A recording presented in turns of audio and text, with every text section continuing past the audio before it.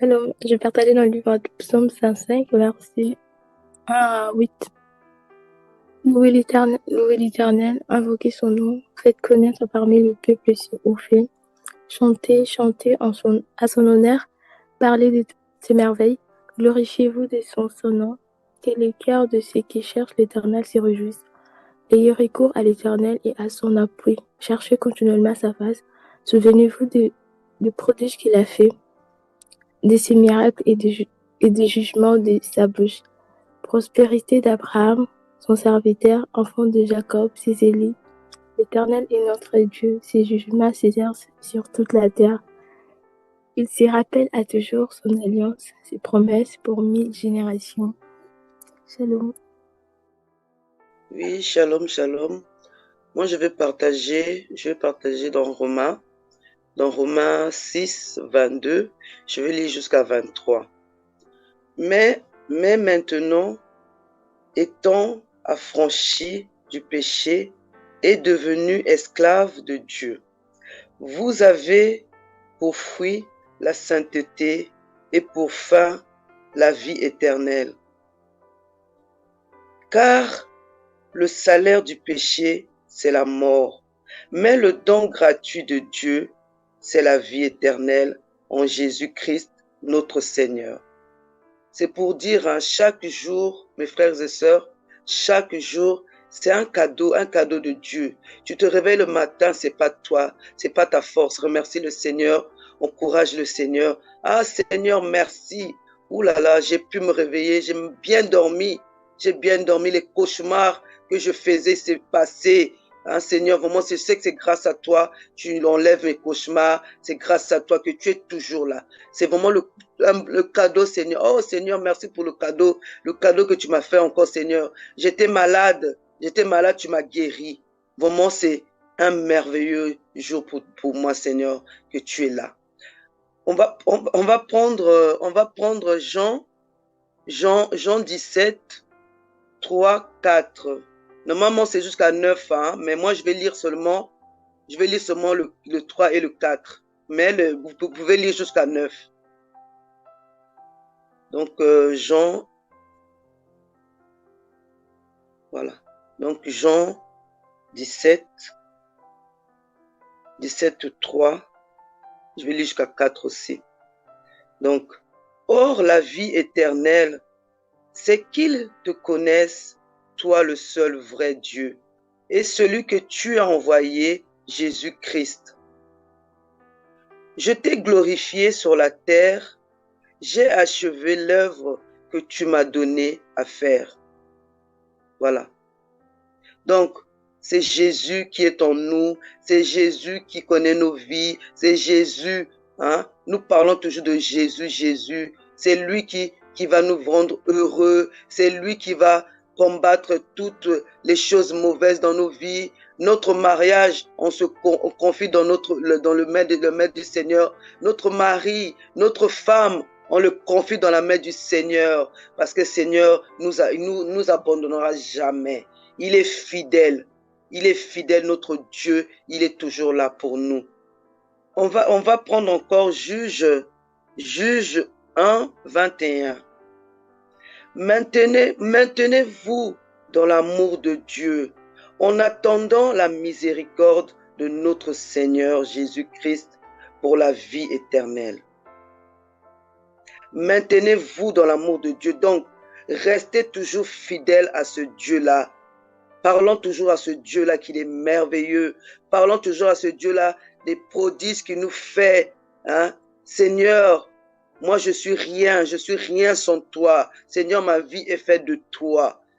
Mon travail, si j'ai eu ce travail-là, c'est pas moi, Seigneur, c'est toi qui m'as donné ce travail-là. Moi-même, je peux rien faire. Seigneur. C'est toi, c'est grâce à toi, Seigneur. C'est grâce à ton amour, Seigneur. C'est grâce à ta bonté, Seigneur. Parce que, Seigneur, regarde, je suis là. Il y a les autres qui sont dans les hôpitaux, papa. Je ne suis pas meilleur que les autres. Mais c'est toi qui continues à prendre soin de moi. C'est toi qui m'aimes, Seigneur. Tu m'aimes vraiment d'un amour Hein? Un fidèle, ton amour fidèle, Seigneur. Tu m'as jamais abandonné, Seigneur. Même s'il y a des choses qui vous arrivent, même s'il y a des combats qui vous arrivent, le Seigneur est toujours là. Parfois, il y a le Seigneur qui fait qu'il y a les combats qui arrivent dans votre vie pour que vous l'adorez vraiment plus. Hein? Donc, même s'il y a des combats, même s'il y a la vie, tu n'as pas de travail, tu es rien, tu es abattu, vraiment, le Seigneur sera toujours là. Hein? Le Seigneur est toujours là, le Seigneur est fidèle. Voilà, mes frères et sœurs. Pour finir, on va prendre le dernier. Le dernier, on va prendre Jean, encore Jean 3, parce que celui-là, je crois que tout le monde le connaît. Jean 3, 16. Je vais lire jusqu'à 17, mais vous pouvez lire jusqu'à 18. Hein. Moi, je vais seulement lire dedans du 16 jusqu'à 17. Car Dieu a tant aimé le monde qu'il a donné son Fils unique, afin que quiconque croit en lui ne périsse point, mais qu'il ait la vie éternelle. Dieu, en effet, n'a pas envoyé son Fils dans le monde pour qu'il juge le monde, mais pour que le monde soit sauvé par lui. Voilà, mes frères et sœurs. Donc, c'est pour dire que mon thème de ce matin, vraiment, mes frères et sœurs, chaque jour est un cadeau de Dieu. Chaque jour est un cadeau de Dieu. Même que tu sois malade, que tu sois dans les problèmes, c'est un cadeau de Dieu. Hein? Remercie toujours le Seigneur. Remercie le Seigneur. Il y a beaucoup. Hein? Il y a Abraham qui a eu des combats. Il y a Job qui a eu des combats. Il y a Jean. Hein? Il y a toujours des combats qui arrivent dans nos vies, mais ce n'est pas pour ça qu'on va oublier le Seigneur. C'est pour ça qu'on va dire, ah, Seigneur m'a abandonné. Non. Hein? Remercions toujours le Seigneur, remercions toujours. Parce que le Seigneur, il est là, il est fidèle. Hein? C'est lui qui prend soin de nous. C'est lui qui nous connaît. Voilà, mes frères et sœurs, c'est le message que je voulais dire ce matin. Voilà, je laisse la parole à une autre personne. Merci. Amen, amen, gloire à Dieu. Donc nous allons prendre 1 Timothée 2, verset 5. Je vais lire.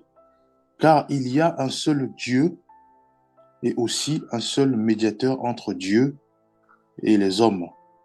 Jésus-Christ, homme. Je vais prendre encore un autre verset. Donc c'est dans Jean 14, verset 12 jusqu'à 14. Je vais lire. Donc Jean 14, verset 12 à 14. En vérité, je vous le dis, celui qui croit en moi fera aussi les œuvres que je fais, et il en fera de plus grandes, parce que je m'en vais au Père. Et tout ce que vous demanderez en mon nom, je le ferai, afin que le Père soit glorifié dans le Fils. Si vous demandez quelque chose en mon nom, je le ferai. Voilà, donc ici, sur ces deux versets, bon, parmi tant d'autres, il y en a plein de versets, où seul Jésus-Christ est le médiateur entre les hommes, les humains, tous les hommes, et le Créateur et Dieu. Donc, ici, Dieu nous fait comprendre ceci. Il n'y a pas, on prie pas, on ne peut pas prier on peut pas prier d'autres personnes. On peut que élever nos prières vers le Père, mais au nom de notre Seigneur Jésus-Christ. Parce qu'en fait, c'est par le sacrifice qu'il a dû faire à la croix pour nous. Donc, nous devons rappeler cela à Christ, au Père, en disant, voilà, nous prions au nom de Jésus-Christ. Parce que lui-même, il nous dira que si vous priez en mon nom, il dit, si vous demandez en mon nom, je le ferai. Voilà, donc Jésus-Christ va le faire. Et il répète en disant aussi, verset 14, si vous demandez quelque chose en mon nom, il insiste en disant, je le ferai. Donc, il n'y a que Christ, Jésus, qui est notre médiateur entre nous les hommes et Dieu. Donc, il n'y en a pas d'autre. De toute façon, on peut beau fouiller. J'ai fouillé, il n'y a rien. Il n'y a pas d'autres personnes où on passe par lui, où il affirme en disant, voilà, passez par moi si vous faites vos prières. Non. Donc, il n'y a que Jésus-Christ, homme. C'est par lui que nous élevons toutes nos prières. Et c'est lui seul qui est le médiateur entre nous et notre Créateur. Voilà, nous. Donc, voilà ce que je tenais aussi à partager sur ce point. Je crois qu'il y a beaucoup à dire, beaucoup à échanger aussi. Je continue encore à creuser dans la Bible. mais j'ai trouvé que ça, en fait. Voilà, je laisse la parole bien, Mathieu. Shalom, shalom. En tout cas, nous avons été merveilleusement bénis. Moi, j'aimerais prendre 1 Samuel chapitre 30. Excusez-moi, 1 Samuel chapitre 30, du verset 1er jusqu'au verset 8. La Bible dit, lorsque David arriva le 3e jour à Tiglag avec ses gens, les Amalécites avaient fait une invasion dans le Midi et à Tiglag. Ils avaient détruit et brûlé Tiglag, après avoir fait prisonnier les femmes et tout ce qui s'y trouvait, petit et grand. Ils n'avaient tué personne, mais ils avaient tout emmené et s'étaient remis en route. David et ses gens arrivèrent à la ville, et voici, elle était brûlée, et leurs femmes, leurs fils et leurs filles étaient emmenés captifs. Alors David et le peuple qui était avec lui élevèrent la voix et pleurèrent, jusqu'à ce qu'ils n'eussent plus la force de pleurer. Les 2 femmes de David avaient été emmenées, Achinoam de Jezreel et Abigail de Carmel, femme de Nabal. David fut dans une grande angoisse, car le peuple parlait de le lapider, parce que tous avaient l'amertume dans l'âme, chacun à cause de ses fils et ses filles. Et David reprit courage en s'appuyant sur l'Éternel son Dieu. Il dit au sacrificateur Abiathar, fils d'Abimelech, apporte-moi donc l'éphod. Abiathar apporta l'éphod à David, et David consulta l'Éternel en disant, poursuivrai-je ces troupes, l'atteindrai-je? L'Éternel lui répondit, poursuis car tu atteindras et tu délivreras. Amen. En fait, le message que le Seigneur me met à cœur ce matin parle de comment reprendre courage au milieu de l'épreuve. David était sorti pour aller appuyer un roi philistin, mais quand ils sont arrivés là-bas, finalement, le roi philistin va dire à David, nous ne voudrons pas que vous puissiez combattre de notre côté. Et pendant que les hommes étaient partis, derrière les Amalécites ont fait une invasion, et finalement, ils ont pris tout ce qui était à eux, ils ont brûlé la ville, ils ont pris les membres de leur famille. Donc, par conséquent, ils avaient tout emmené, tout détruit, ils avaient tout pris, tout ce qui était de bien pour eux. Et quand ils sont rentrés, ils vont constater que leurs richesses étaient brûlées et leurs femmes ainsi que leurs fils et filles étaient emmenés captifs. Bien-aimés, ceci peut représenter aussi une situation dans laquelle nous pouvons nous trouver, où dans tous les domaines, nous sentons que l'ennemi a tout détruit. Et même lorsqu'on regarde nos enfants, les enfants étaient emmenés en captivité. Être captif ici, peut-être que l'enfant ne suit pas les voies du Seigneur, l'enfant se livre à la drogue, à la délinquance, ou vous sentez que l'enfant est là, mais c'est comme si son intelligence a été volée.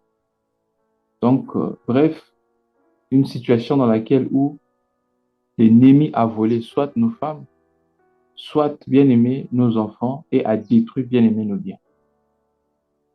Et la Bible dit que tous avaient l'amertume dans l'âme à cause de son fils, de sa femme et de sa fille. C'est tout à fait normal que les gens puissent pleurer. Et la Bible dit qu'ils ont pleuré jusqu'à ne plus avoir la force de pleurer. S'ils avaient encore la force de pleurer, ils pouvaient continuer à pleurer. La Bible dit, plus encore, David devait se sentir très mal à l'aise parce que, en fait, c'est David qui avait demandé aux gens d'aller avec les Philistins pour combattre de leur côté. La Bible dit que tous avaient l'amertume dans l'âme. savez, quand vous avez l'amertume dans l'âme, vous ne pouvez pas prier. C'est très important de comprendre ça. Et j'aimerais aussi, bien aimé, nous rappeler ici que Dieu n'écoute pas les pleurs, mais Dieu écoute la prière. Nous passons notre temps à crier, Dieu ne peut pas écouter. Nous passons notre temps à pleurer, Dieu ne peut pas écouter. Mais Dieu écoute lorsque nous prenons la décision de prier. Il pleurait tout le temps. Dieu n'a rien fait. Mais c'est lorsque David a demandé le faute que les choses ont changé. Bien-aimés dans le Seigneur, c'est tout à fait normal que nous nous sentions abattus au-dedans de nous. C'est tout à fait normal que, bien-aimés, que nous puissions nous sentir amers au-dedans de nous. C'est tout à fait normal que certaines émotions comme la peur, les inquiétudes puissent envahir notre vie. Mais nous ne devons pas nous laisser abattre ou nous laisser dans cette disposition parce que la Bible dit dans Philippiens chapitre 4, versets 6 à 7, ne vous inquiétez de rien. Mais en toute chose, faites vos besoins à Dieu par la prière et avec des actions de grâce.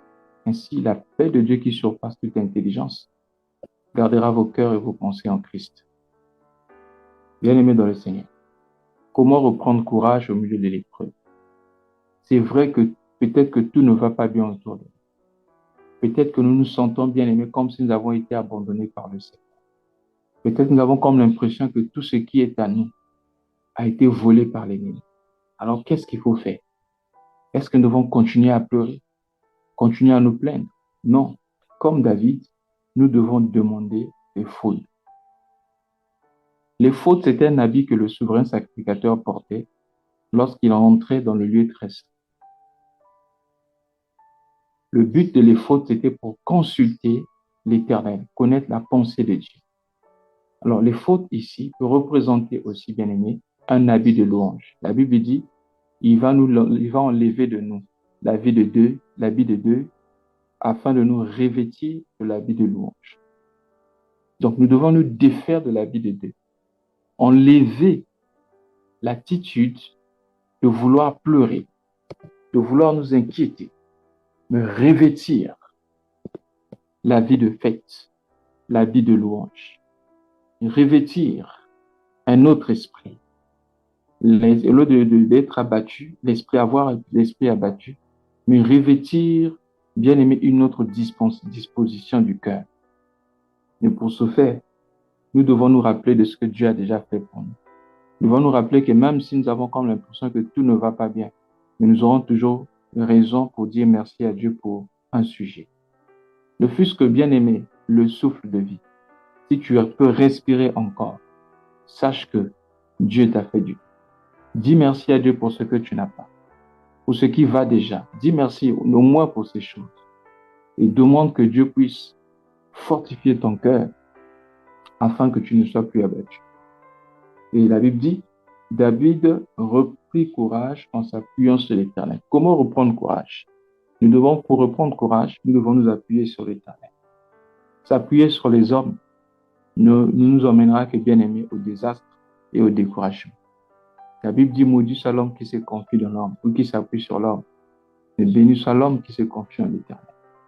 Lorsqu'on s'appuie sur l'Éternel, Dieu nous fortifie.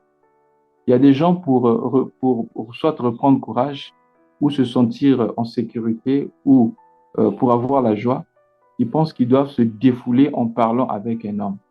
Tu ne sais pas auprès de qui tu parles. Peut-être celui à qui tu exposes tes problèmes, en retour, il va simplement se moquer de toi. Mais la Bible dit, dans Psaume chapitre, 36, le verset 6, lorsqu'on tourne vers lui les regards, notre visage ne se couvre point de honte, mais rayonne de joie. Bien-aimés dans le Seigneur, comment reprendre courage? Nous devons nous tourner vers l'Éternel.